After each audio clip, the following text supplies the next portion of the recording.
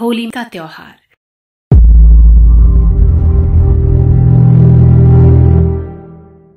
समस्त हिंदू त्योहारों में अपने ढंग का निराला है।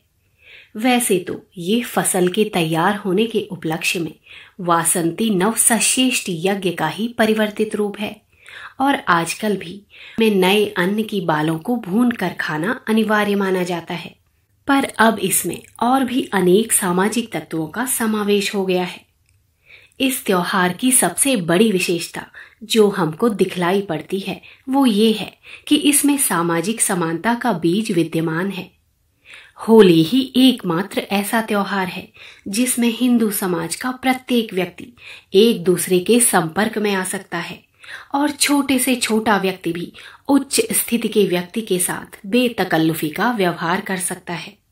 यद्यपि हम इस त्योहार में अनेक व्यक्तियों द्वारा प्रदर्शित की जाने वाली गंदगी, अश्लीलता, मूर्खतापूर्ण व्यवहार का समर्थन नहीं कर सकते, तो भी इसमें पारस्परिक प्रेम, निसंकोच उल्लास, हार्दिक हास्य विनोद और समानता का तत्व पर्याप्त रूप से समाया रहता है। होली का आरंभ कब और कैसे हुआ, इसके संबंध में जनता में कई प्रकार के विश्वास प्रचलित हैं। अधिकांश लोग तो इसका संबंध होलिका द्वारा प्रहलाद को जलाए जाने की घटना से जोड़ते हैं। भविष्य पुराण में लिखा है कि ढूंढला नामक राक्षसी ने शिव पार्वती की तपस्या करके ये वरदान प्राप्त किया था कि वो सुर, असुर, नर, नाग किसी से न मारे जा सके और जिस बालक को पा जाए उसे खा सके। पर वरदान देते समय महादेव जी ने ये शर्त लगा दी कि जो बालक विभत्स आचरण करते और निर्लज्जता पूर्वक फिरते पाए जाएंगे उनको तू न खा सकेगी। इस कारण उस राक्षसी से बचने के लिए लड़के इस त्योहार पर तरह तरह के विभत्स और निर्लज्जतापूर्ण स्वांग करते हैं और गंदी गंदी गालियां बकते हैं। होली का त्योहार फाल्गुन की पूर्णिमा को होता है। आज के दिन महर्षि वशिष्ठ जी ने सब मनुष्यों के लिए अभयदान मांगा था, जिससे वे निशंक होकर हंसे खेलें, उछलें कूदें। आज के दिन बालक काठ की तलवार लेकर योद्धाओं की नकल करते हुए विचरण करते हैं। चाहे जहां से लकड़ी, कंडे उठाकर होली में डाल देना, धूल और राख उड़ाना, नालियों की कीचड़ तक से परहेज न करना आज के दिन बालकों के लिए क्षम्य समझा जाता है। बड़ी आयु के व्यक्ति रंग से भरी पिचकारियों और गुलाल अबीर आदि से प्रेमाभिवादन करते हैं। शास्त्रों में गंध, पुष्प, धूप, दीप, नैवेद्य, दक्षिणा और फलों से होलिका का पूजन करने का विधान लिखा है। आजकल भी स्त्रियां गोबर से तरह तरह की आकृति की वस्तुएं बनाकर पूरी और पकवान आदि के साथ होली में डालती हैं। इस अवसर पर सब लोग ऊंच नीच, छुटाई बढ़ाई का विचार छोड़कर खुले दिल से एक दूसरे से मिलते हैं। अगर गत वर्ष में किसी कारण परस्पर मनोमालिन्य, बैर, विरोध उत्पन्न हो गया हो तो उसको होली की अग्नि में भस्म करके पुनः मित्रता स्थापित कर लेते हैं। इस प्रकार होली का त्योहार प्रेम प्रसार का पर्व है। यह बिछड़े हुए फटे हृदयों को मिला देता है। जात पात का जो घातक विष हिंदू समाज में व्याप्त हो गया है और जिसके कारण इस देश में फूट तथा कलह का साम्राज्य फैल गया, वो भी होली के दिन अधिकांश में हट जाता है।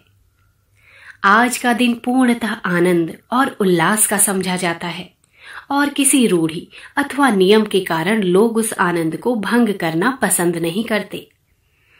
इस प्रकार यदि विचार पूर्वक देखा जाए तो होली का त्योहार सामूहिकता के भाव की वृद्धि करने वाला तथा संगठन और ऐक्य को सुदृढ़ बनाने वाला सिद्ध होता है।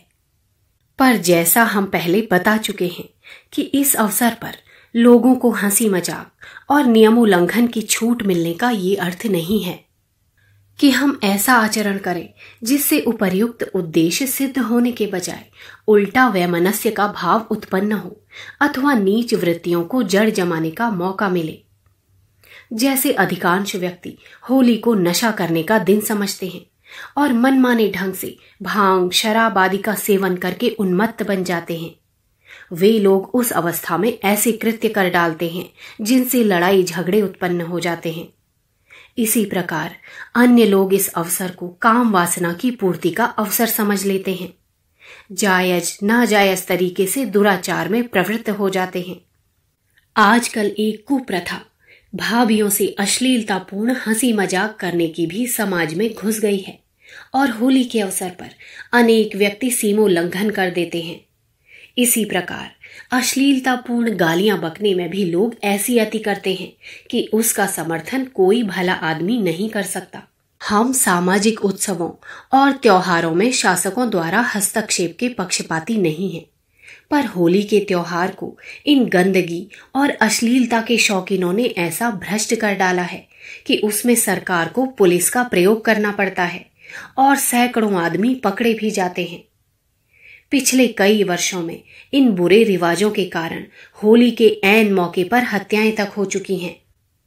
इसलिए समाज हितैषियों और अपने देशवासियों का कल्याण चाहने वाले सभी सज्जनों का कर्तव्य है कि वे होली के त्योहार को संशोधित रूप में प्रचलित करने का प्रयत्न करें।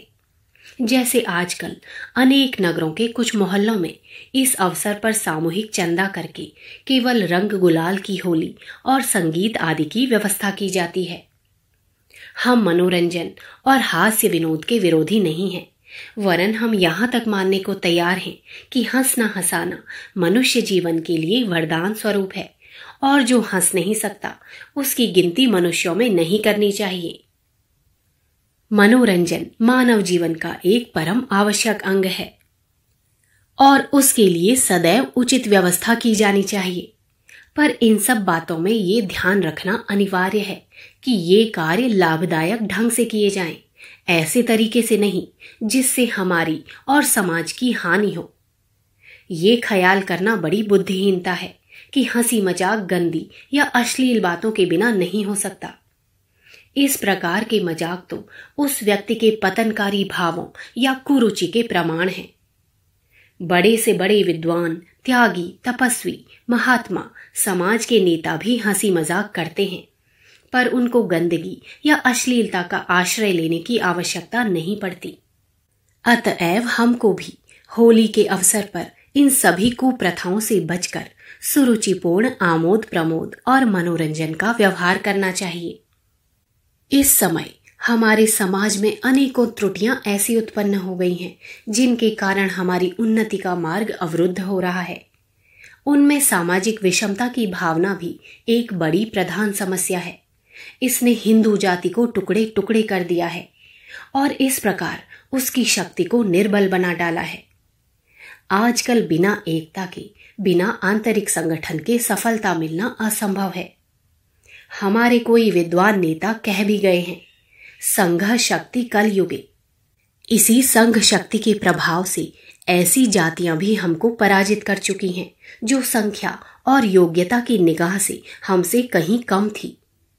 इसलिए होली के त्योहार का संदेश यही है कि हम जात पात के कृत्रिम भेद को त्याग कर अपना सामाजिक संगठन वैदिक आदर्श के अनुकूल करें और समाज के किसी व्यक्ति के साथ सामाजिक असमानता का व्यवहार ना करें। इसी उपाय से हिंदू जाति को पुनः नवजीवन प्राप्त हो सकता है। अगर आपको हमारी ये वीडियो पसंद आई हो तो इसको लाइक करें, कमेंट और शेयर जरूर करें और हमारे YouTube चैनल ऋषि चिंतन को सब्सक्राइब भी करें।